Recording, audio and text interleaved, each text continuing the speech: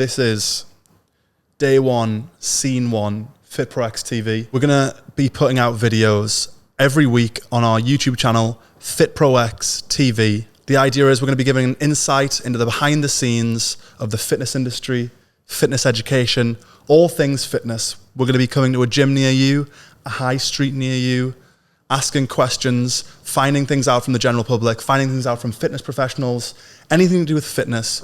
We want to provide a little bit of value.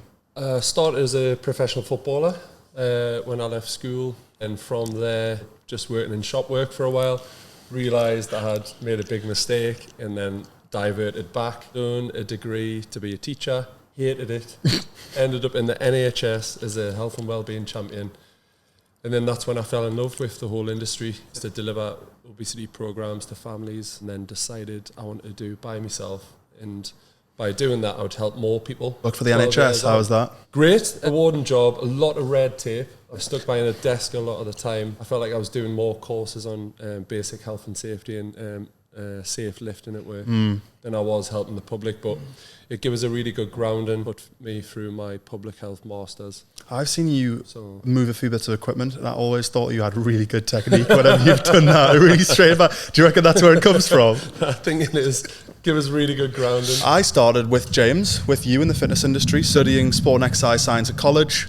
And then you came along, didn't you? 10 years, you know. 10 years. 10 years. I remember exactly how it started. So you came up to me, that orange van, you had puppies in the back, didn't you? No, so I remember after you did a talk to the students, and I think did I have some new trainers on? Yeah, is that it? Shiny, some shiny trainers, some belters. And you were like, do you like nice things? And I was like, I could do. Yeah. You ever thought about getting into the fitness industry? You know, there's loads of good opportunities. And then from there, mate, picking me up 5:15 at Hewitt Roundabout, getting in the orange van, going over and helping you set up a boot camp 3 or 4 hours before college started. Basically at the time, I ran a really, really early boot camp at 5:30 a.m. I also ran 6 p.m, 7 p.m, 8 p.m, but it was deliberate. I actually asked Alex to come to the really early one to see how serious he was about actually coming into the industry. Do you know what the worst thing is? You picked me up like 1.5 miles away from home and then past my house. You did. You picked me up from Hewitt Roundabout and then drove past my house. No, you're a liar. You were testing me.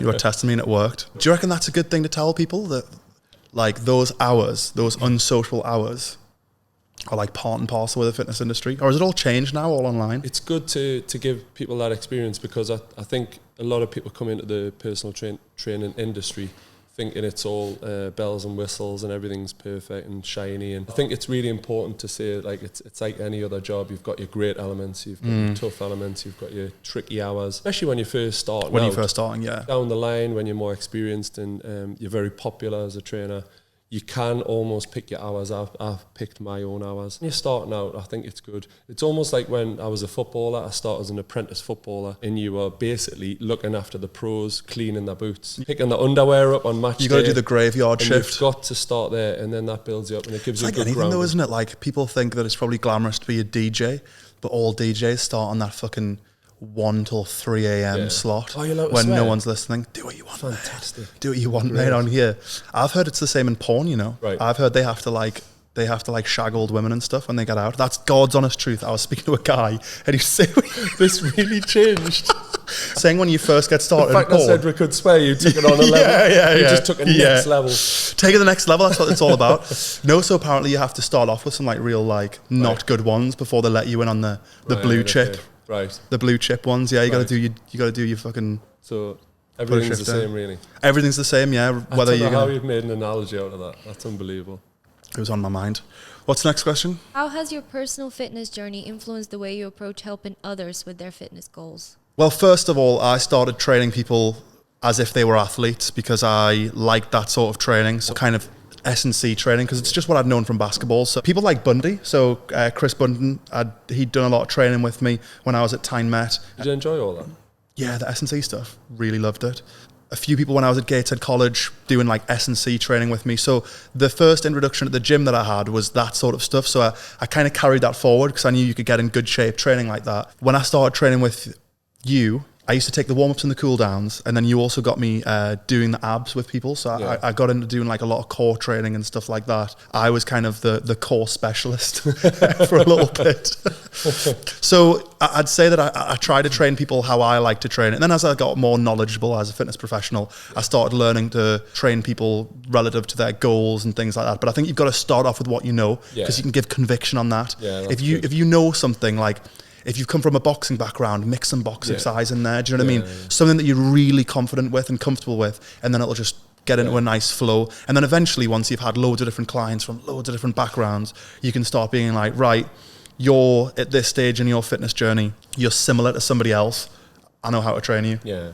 You see, as an ex-pro footballer, that's twice now. Oh, we got a tally. That's twice now. So second time. I'm trying to get up to 10. Yeah. I've got a side bet with someone. Yeah. I started off, the first person that strength and conditioned myself was Steve Black, very famous guy. He's passed away now, bless him. But he was one of the most famous strength and conditioning coaches in the country. Took a lot of rugby teams, a lot of football teams, and he was my first experience. He used to kill you, and then after he killed you, he'd put you to sleep. Doing a meditation, relaxation type thing, and he put you to sleep. But he was fantastic, and I always used to refer back to his stuff. Yeah. And like when I used to start football coaching, and like you say, you move into other areas, and you never know which area you're going to end up in. No. And I honestly thought I was going to be elite sports, elite like fitness and strength conditioning. And I almost become a specialist in the opposite. Became a specialist in obesity. Yeah, you were always the big transformations. Yeah. You used to love it if you could get like a client who had like a huge transformation ahead of them, because you just used to, that's just going to be, back when we started, social media was still important, but it was, Instagram, it hadn't been around for long. Yeah. And it was just that kind of first generation of getting the social media right, and the things that used to just smack people was those huge transformations, like 40 kilos. I mean, you had 10 stone off someone, didn't you? Yeah, it was, I had in the NHS, I was one-to-one with one client, and she got a 13 stone. 13 stone down. So that was all crazy. In the Chronicle. Regularly now, it's 7-8 stones. There's one guy, he'll not mind his mention because he's out in the public domain, but Peter, he's just hit his 7-stone loss. Mad. And that's not having any surgery or anything as well. Yeah. So but the thing is, what you're saying, Alex, it's a huge transformation, but it's a huge transformation as in lifestyle, confidence levels. Absolutely. And it's a shame because before and after pictures are fantastic. They show the physical change, but we almost need to start showing that mental, psychological change as well, somehow. You see, they're a new person when they're finished. See the snapshot of the before and after, but honestly, the person is just totally different. I mean, I can think of some of the same people that you're probably thinking of from when you meet them, the confidence levels, a couple of years down the line, they're a completely new person. Yeah. And it's, it transforms a massive part of their life. They go from being very shy, really low self-esteem to, they're the life of the party, and it totally changes their lives. So I think bringing back to the original question, I think if you are coming in the industry, you probably will have this concept, this idea of elite. I think 80-90% of people want to train on elite, but if the industry takes it down a different route, I think it's important just to roll with it and see, because it's almost like your degree, you try out all these different areas and then you'll home in on one area. There's more general public people than there are athletes. Yeah. Well, 2/3 of the UK population are overweight. That's crazy, isn't it?